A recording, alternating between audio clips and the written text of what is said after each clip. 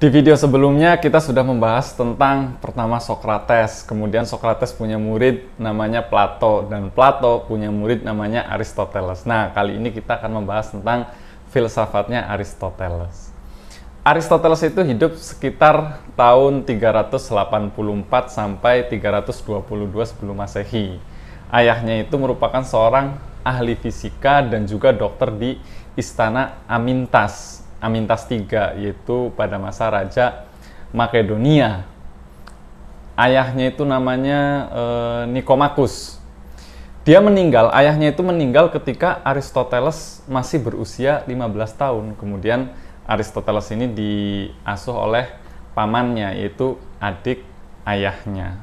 Aristoteles ini mewarisi bakat ayahnya. Kenapa? Karena pada usia 17 tahun, dia dikirim ke Athena untuk belajar di Akademi Plato selama 20 tahun hingga Plato itu meninggal. Seperti yang video sebelumnya saya bahas bahwa Plato itu merupakan manusia pertama yang mendirikan kampus, yaitu Akademia. Nah, Aristoteles ini dikirim ke kampusnya Plato itu, Akademia. Kemudian dia belajar di sana selama 20 tahun sampai Plato meninggal. Nah, di sanalah Aristoteles itu menemukan pemikiran-pemikiran tentang logika, negara, metafisika, etika, pengetahuan, dan lain sebagainya.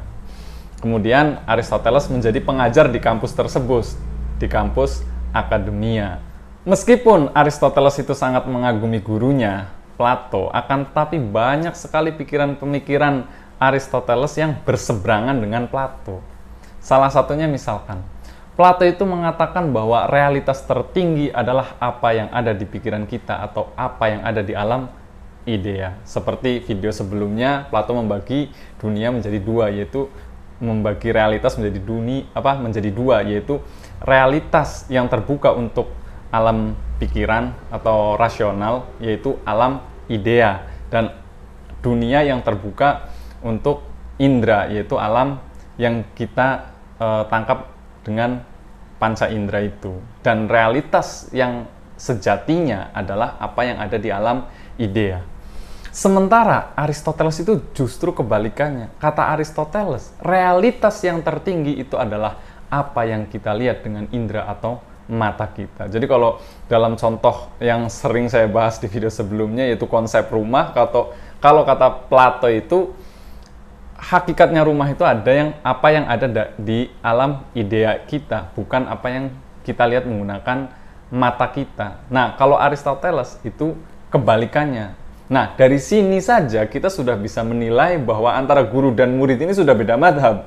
Plato itu merupakan aliran filsafat idealisme, sementara Aristoteles ini adalah aliran filsafat empirisme, bahwa segala sesuatu itu hakikatnya itu apa yang kita lihat menggunakan panca indera. Meskipun demikian, Aristoteles itu tidak menyangkal bahwa manusia itu memiliki akal yang sifatnya bawaan.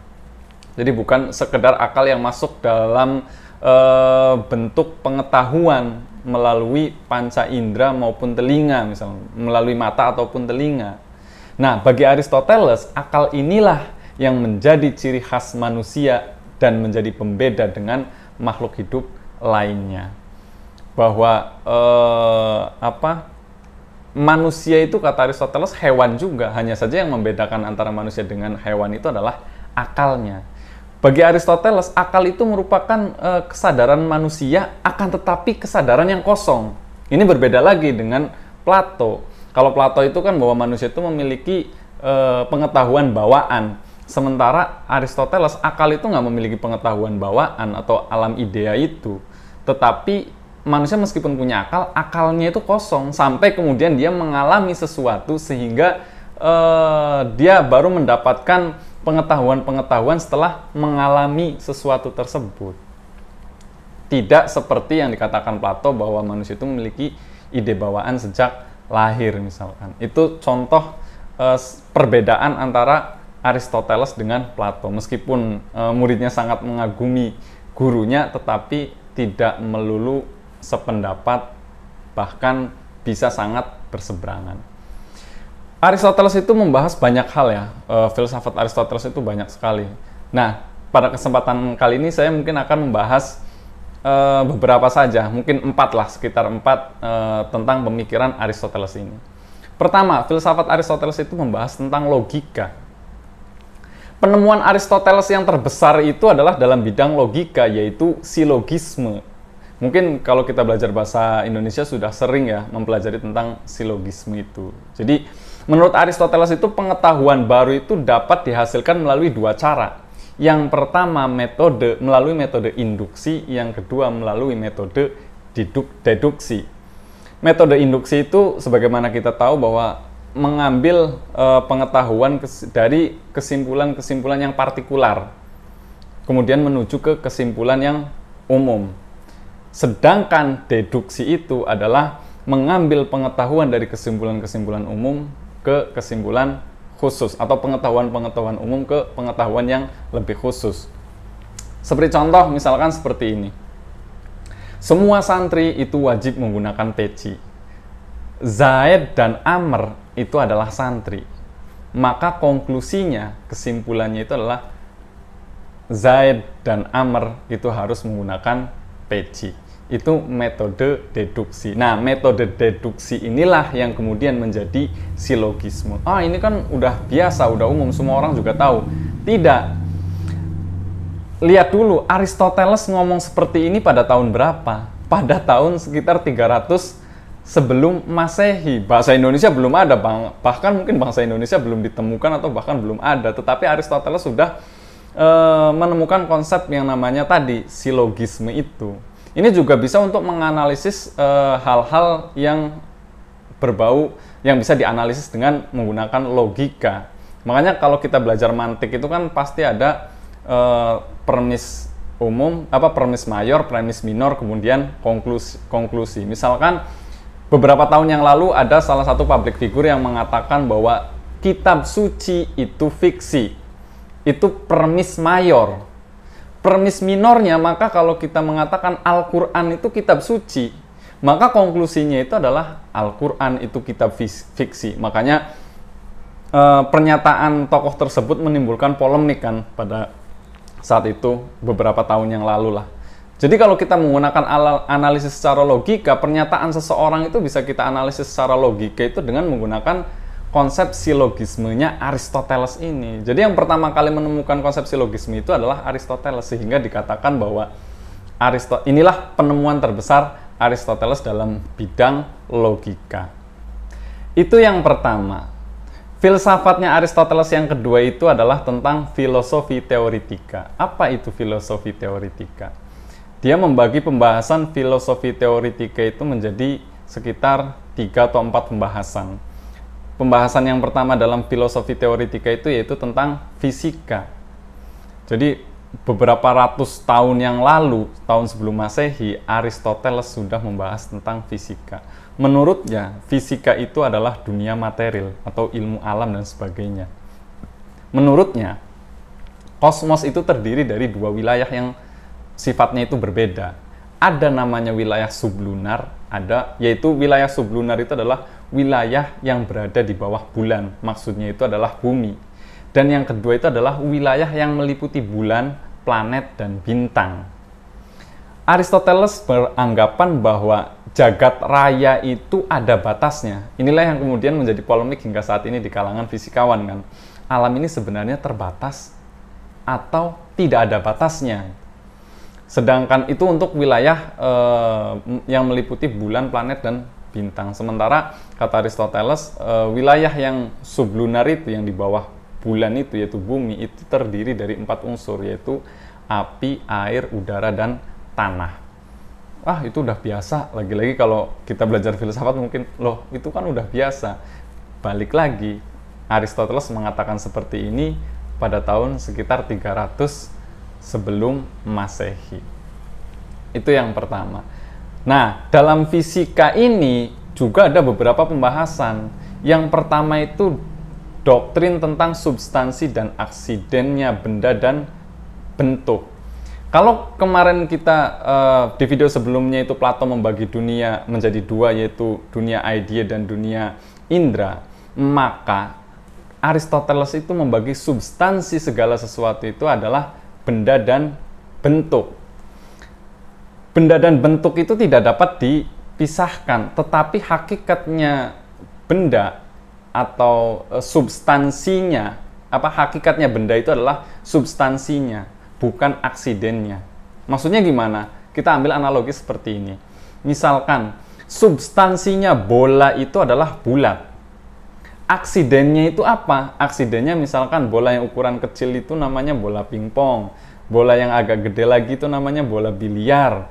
Ada lagi bola yang sifatnya lebih keras lagi, misalkan ada bola bowling. Terus ada bola untuk sepak bola, ada bola basket. Substansinya bola itu bulat. Sementara aksidennya itu adalah tadi ukuran kecil, ukuran besar, itu aksiden. Dan hakikatnya segala sesuatu itu adalah substansinya, bukan aksiden yang bersifat partikular itu.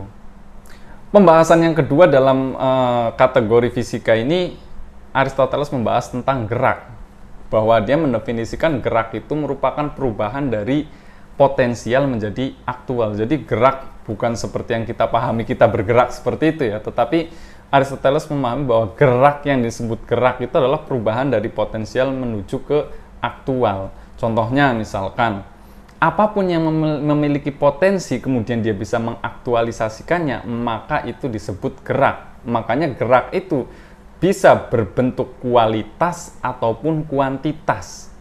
Contoh misalkan kita menanam pohon mangga, maka pohon mangga itu bisa disebut pohon bergerak. Kenapa bergerak? Karena pohon mangga memiliki potensi untuk berbuah. Maka ketika dari potensi berbuah kemudian menjadi beneran berbuah, itu disebut gerak. Itu sekilas tentang konsep geraknya Aristoteles. Kemudian yang kedua itu adalah konsep tentang elemen dan mixio, bahwa segala macam elemen yang ada di dunia ini tuh bersifat berlawanan. Ada dingin, ada panas, ada kasar, ada halus, ada keras, ada lentur atau lembek. Jadi semuanya itu elemen-elemen yang ada di alam sublunar itu bersifat mixio, saling berlawanan. Kemudian yang keempat dalam pembahasan fisika itu ada gerak natural dan gerak dipaksa. Gerak natural dan gerak dipaksa ini apa? Kata Aristoteles bahwa segala sesuatu, segala macam gerak itu pasti ada yang menggerakkan. Baik itu yang menggerakkan itu diam atau ikut bergerak. Inilah yang menjadi cikal bakal nanti konsep ketuhanannya Aristoteles.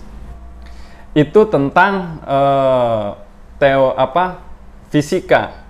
Jadi filosofi teoretika itu tadi yang pertama fisika, kemudian fisika dalam pembahasannya itu ada 4 sub pembahasan.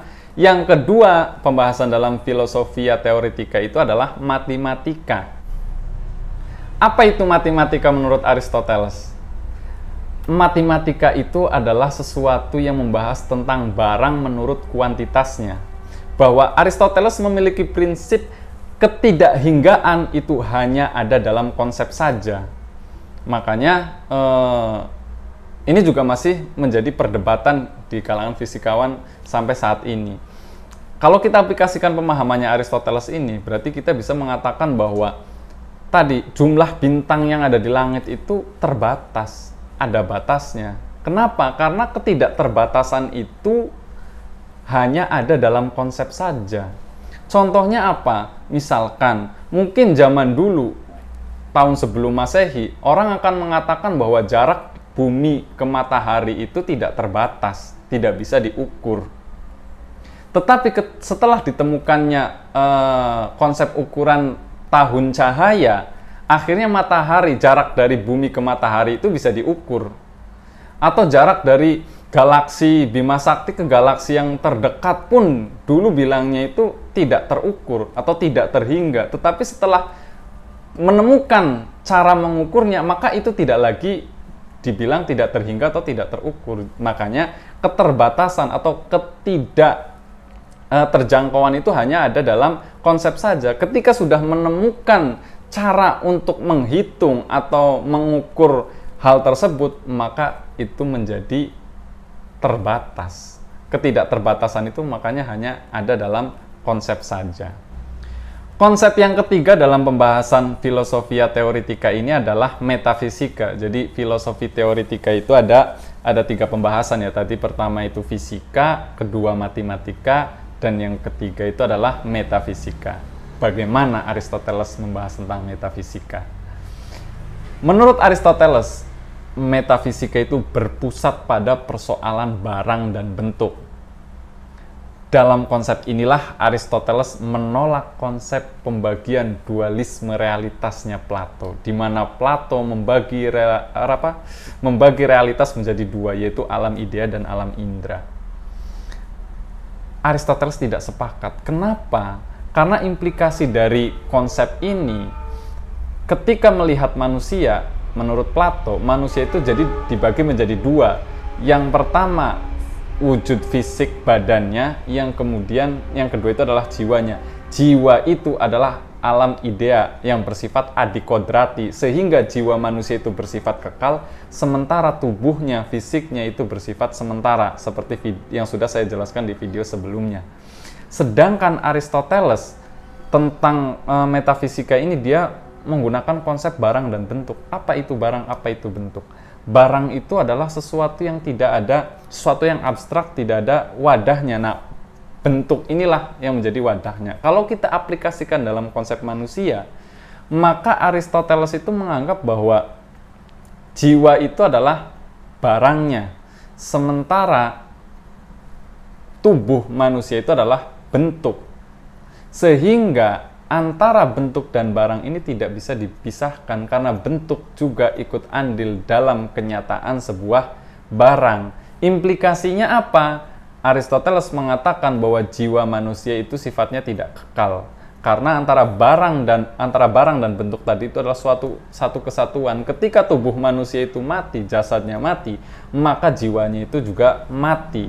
Nah, ini jelas bertolak belakang dengan pendapatnya gurunya, yaitu Plato, yang mengatakan jiwa manusia itu kekal karena berada di bersifat adikodrati di alam idea. Inilah yang membedakan metafisikanya Aristoteles dengan Plato. Itu baru 2 ya. Tadi kita membahas tentang logika, kemudian filosofi teoretika yang dibagi menjadi 3 tadi, dan yang ketiga itu adalah filosofi praktika, yaitu filosofi tentang hidup dan kesusilaan. Dalam filosofi praktika ini, Aristoteles membagi pembahasannya menjadi 2. Yang pertama itu pembahasan tentang etika, yaitu kesusilaan dalam hidup perorangan dan kesusilaan dalam hidup berkeluarga. Aristoteles menggunakan pendekatan biologis untuk menganalisis manusia. Menurutnya, manusia itu merupakan sama saja seperti seekor binatang dengan unsur tertentu yang khas. Jadi sama aja manusia itu binatang tetapi memiliki ciri khas yang tadi saya jelaskan. Tidak seperti binatang pada umumnya yang diatur oleh kebiasaan, manusia itu dapat dengan sadar mengendalikan dorongan-dorongan non-rasionalnya. Dia memiliki nafsu, dia juga memiliki bermacam-macam kepentingan. Salah satu nafsu dari manusia itu adalah nafsu untuk bersosialisasi, baik berupa sekedar hanya untuk relasi atau bersahabat, atau bisa juga untuk urusan seksualitas. Namun permasalahannya apa? Yaitu permasalahannya dalam pengejaran nafsu yang dapat diartikan misalkan seperti kenikmatan, kebanggaan, prestasi, tujuan, atau kekuasaan, itu sering tidak terkontrol, yang dikarenakan faktor manusia itu memiliki keserakahan itu. Sehingga menurut Aristoteles, manusia itu pada dasarnya awalnya itu baik. Namun dikarenakan faktor-faktor lingkungan itulah dapat merubah sikap manusia. Jadi filosofi teoretikanya tadi ya, yang praktikanya Aristoteles itu ya dasar manusia itu sebenarnya baik. Lingkunganlah yang akan menjadikan dia itu menjadi buruk. Yang kedua itu adalah politika, yaitu kesusilaan dalam bernegara. Aristoteles itu mengklasifikasikan sistem-sistem politik menjadi 3. Yang pertama itu adalah sistem monarki kerajaan, yaitu diperintahkan oleh seorang raja untuk kepentingan semua masyarakat. Akan tetapi sistem ini memiliki kelemahan, yaitu berpotensi menjadi tirani. Yang kedua, itu ada namanya sistem aristokrasi, yaitu sebuah negara yang diperintahkan oleh beberapa orang, untuk kepentingan bersama. Akan tetapi sistem ini juga memiliki kelemahan, yaitu dapat berpotensi oligarki, yaitu memperkaya sekelompok orang saja.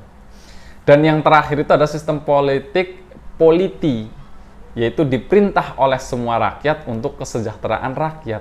Ini juga bisa memiliki potensi buruk. Kalau misalkan mayoritas rakyat memerintah untuk kepentingan si miskin, bisa jadi menjadi demokrasi. Tapi kalau untuk kepentingan si kaya, yaitu juga bisa menjadi intimidasi. Jadi konsep negaranya Aristoteles ini lebih masuk akal ya dibanding konsep negaranya Plato yang lebih utopis. Kalau ini Aristoteles membaginya menjadi 3 sistem politik tadi. Ada monarki, aristokrasi, dan politi. Namun, kata Aristoteles, semua sistem ini memiliki sisi negatif atau memiliki potensi negatif. Makanya dia mengatakan tidak ada sistem politik yang paling sempurna. Semuanya memiliki kekurangan. Lantas, negara ideal seperti apa yang dikatakan oleh Aristoteles? Kata Aristoteles, negara yang baik itu adalah di mana semua masyarakatnya ikut andil dalam berpolitik. Jadi menurut Aristoteles itu negara yang ideal itu adalah negara di mana masyarakatnya itu atau warganya itu ikut andil atau ikut serta dalam kehidupan politik atau bernegaranya. Bukan seperti yang dikonsepsikan oleh Plato yang dipimpin oleh idea kebaikan-kebaikan itu, tapi masyarakatlah yang menentukannya. Dan yang terakhir itu adalah filosofi poetika atau aktiva pencipta. Ini juga bertolak belakang sekali dengan Plato, di mana Plato itu sangat membenci seniman ya. Kenapa Plato membenci seniman? Karena kata Plato, seniman itu hanya mereduksi kesempurnaan sebuah hal atau sebuah barang. Contoh misalkan bahwa Plato itu kan sangat mengidealkan atau sangat mengidolakan alam idea, bahwa segala sesuatu, realitas sesuatu itu yang sempurna, hakikatnya itu ada di alam idea. Apa yang ada di alam kenyataan atau yang kita lihat dengan panca indera itu hanya bayangan saja. Sehingga seniman itu hanya akan mereduksi kesempurnaan yang ada di alam idea itu. Sementara Aristoteles dalam filosofi poetikanya itu atau aktiva pencipta justru sangat menghargai seniman. Kenapa? Karena seniman itu bisa mengaktualisasikan sesuatu yang abstrak di dalam pikiran. Makanya tadi kan dia memilih potensi dan aktualisasi. Makanya dia sangat menghargai seniman karena seniman itu bisa mengaktualisasikan sesuatu yang abstrak berada di alam pikiran. Mungkin itu saja sedikit tentang filsafat Aristoteles.